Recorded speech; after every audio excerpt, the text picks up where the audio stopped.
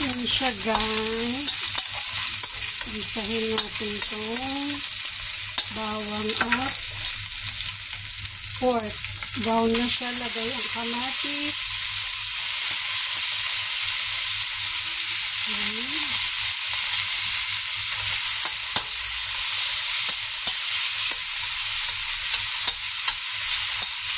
Kaya nito guys, pag nandito ka sa abroad, pwede mo rin lutuin yung mga lutong Pinas.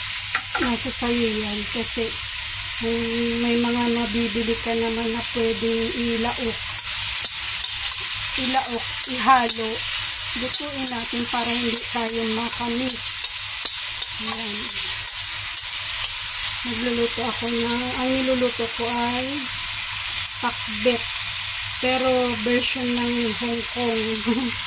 Kasi wala ditong, hindi ako nakabili ng bagoong.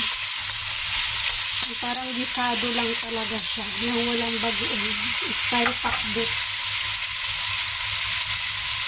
Yan siya. Tapos lagay natin itong matitigas. Nilagyan ko siya ng taro. Taro yan guys. Para manamis-namis.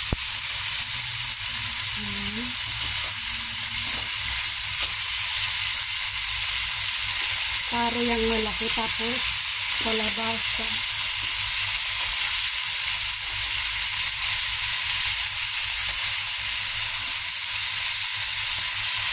Ayan siya.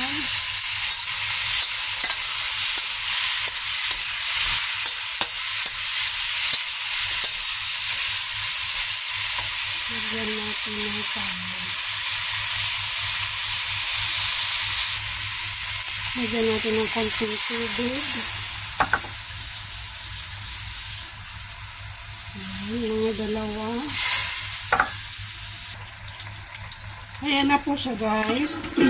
Naluto na siya. Nilagyan ko na lahat ng gulay. Tapos nilagyan ko siya ng oyster sauce. Saka asin. Ayan. Harap siya. Ayan siya. May okra din siya. Ayan. Napakasarap. Pinakikita niyo guys. Simple but delicious. Bye-bye. Lutuin nyo rin guys. Pag nasa abroad kayo.